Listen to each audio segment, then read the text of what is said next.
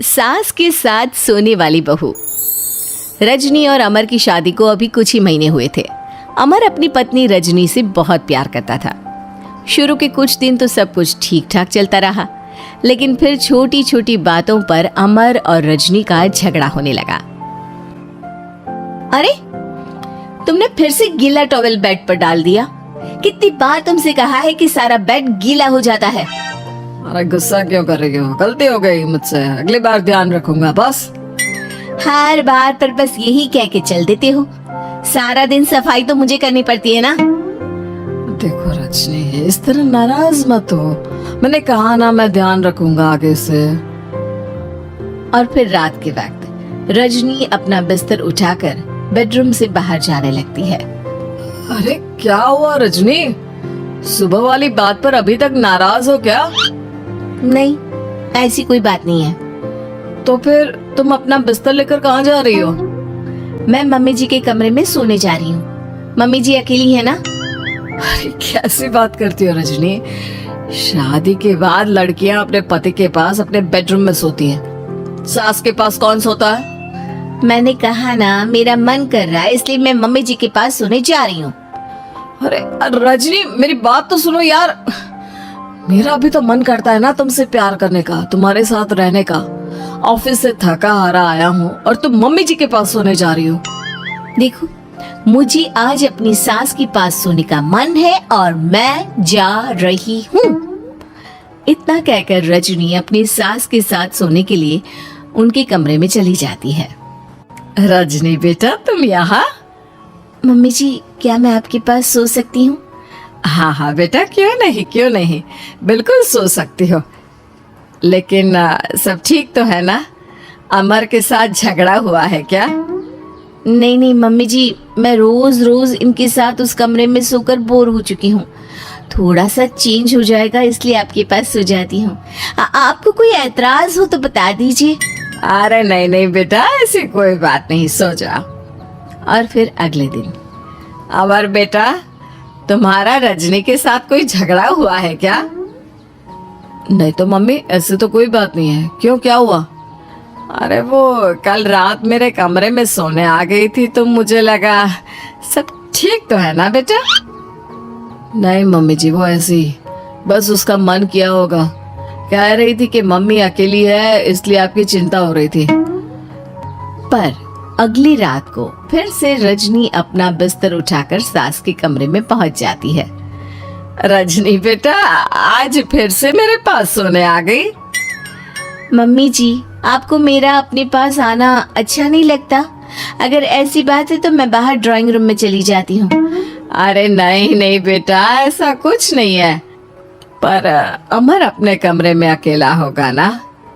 अरे तो वो कौन से 6 महीने के छोटे दूध पीते बच्चे हैं, उनको डर थोड़ी ना लगता है। इतने बड़े हो गए हैं, 1-2 दिन अकेले सो लेंगे तो कुछ बिगड़ नहीं जाएगा।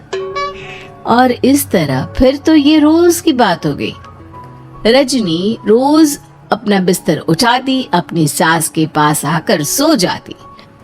सास उससे कुछ इसलिए नहीं कहती है क्योंकि उसे लगता है कि बहू बुरा मान जाएगी। एक दिन सुबह सुबह, माँ मेरे लिए चाय बना दो, ऑफिस जाने का टाइम हो रहा है। अरे बेटा, तो रजनी से क्यों नहीं कह देते? मुझे उससे बात करने का बिल्कुल भी मन नहीं है। अरे आखिर क्या बात है बेटा, तुम इतने उदास क्यों लग रहे हो? देखो ना माँ, आजकल रजनी का बिहेवियर मुझे कुछ समझ में नहीं आ रहा। रोज रात को आपके पास आकर सो जाती है। अगर उसे मेरी परवाह नहीं तो मुझे भी कोई फर्क नहीं पड़ता। अमर गुस्से में ही घर से ऑफिस चला जाता है। ये देखकर सास बहुत दुखी हो जाती है। और फिर अगले दिन, मम्मी जी, मैं आ गई आपके पास सोने। हाँ बहू, सो जाओ। पर वो क्या है ना, आज मेरा पुरानी फिल्में देखने का बड़ा मन कर रहा था। कोई बात नहीं, सो जाओ, मैं पिक्चर देखती रहूंगी। ठीक है मम्मी जी। रजनी की सास तेज आवाज में अपने कमरे में टीवी चलाकर रखती है। इसकी वजह से रजनी को नींद नहीं आती, लेकिन वो पूरी रात करवट बदल बदल कर सोने की कोशिश करती रहती है। सास को लगता है कि अब रजनी उसके कमरे में सोने नहीं आएगी, लेकिन अगली रात फिर रजनी उसके कमरे में सोने के लिए पहुंच जाती है। मम्मी जी मैं आ गई। अरे बेटा, मुझे लगा कि कल तुम ठीक से सो नहीं पाई थी। जाओ अपने कमरे में आराम से सो जाओ ना बेटा। अरे नहीं मम्मी जी, कोई प्रॉब्लम नहीं है। इतना कहकर रजनी फिर से अपनी सास के कमरे में सो जाती है। आधे घंटे बाद, बेटा जरा मेरे पैरों पर तेल तो लगा दे। ठीक है मम्मी जी। रजनी अपनी सास के पैरों पर तेल लगाकर जैसे ही सोने लगती है, आधे घंटे बाद फिर से, बहू मेरे सर में बहुत दर्द हो रहा है, जरा मेरा सर तो दबा दे। ठीक है मम्मी जी, दबा देती हूँ। बहुत जोर से नींद आ रही है। अपनी सास का सर दबाकर रजनी फिर से सोने की कोशिश करती है, पर आधे घंटे बाद फिर से, अरे बहू बड़ी जोर से प्यास लगी है बेटा, जरा किचन से पानी तो लेकर आ।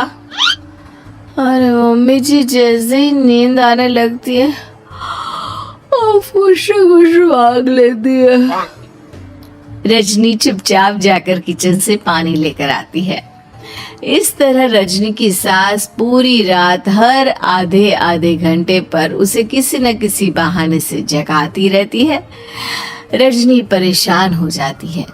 सास को लगता है कि इस बार वो उसके कमरे में सोने के लिए बिल्कुल नहीं आएगी, लेकिन अगली रात फिर से रजनी वहां पहुंच जाती है। मम्मी जी, आज मैंने आपकी दवाई पानी सब कुछ लाकर रख दिया है। अब आप प्लीज चुपचाप सो जाइएगा और मुझे भी सोने दीजिएगा। देखिए 2 रातों से ना मैं सो ही नहीं पाई हूँ। अच्छा ठीक है बेटा, सो जा। थोड़ी देर के बाद रजनी की सास बहुत जोर जोर से खर्राटे लेना शुरू करती है।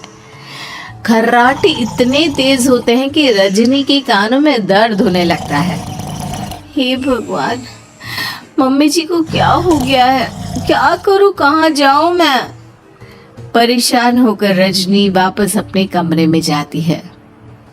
रजनी, आज तो बहुत दिनों के बाद अपने बेडरूम में सोने आई हो।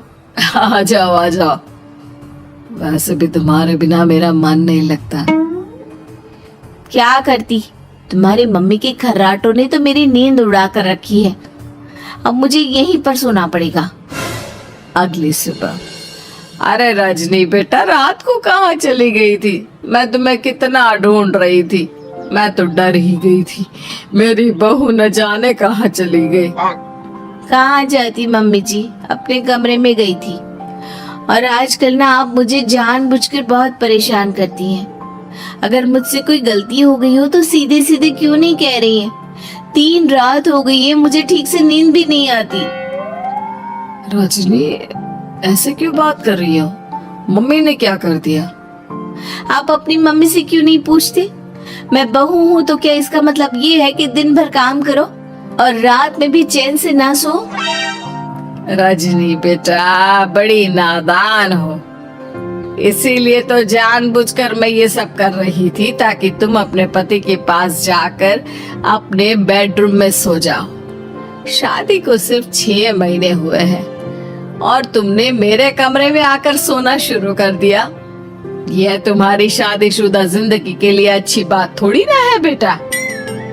मम्मी, तो क्या आपने जानबूझकर ये सब किया था रजनी को समझाने के लिए? अरे तो और क्या करती? दुनिया की पहली बहू है ये जो पति को छोड़कर सास के साथ सोने चली थी। इसीलिए मुझे इसके लिए थोड़ा बुरा बनना पड़ा।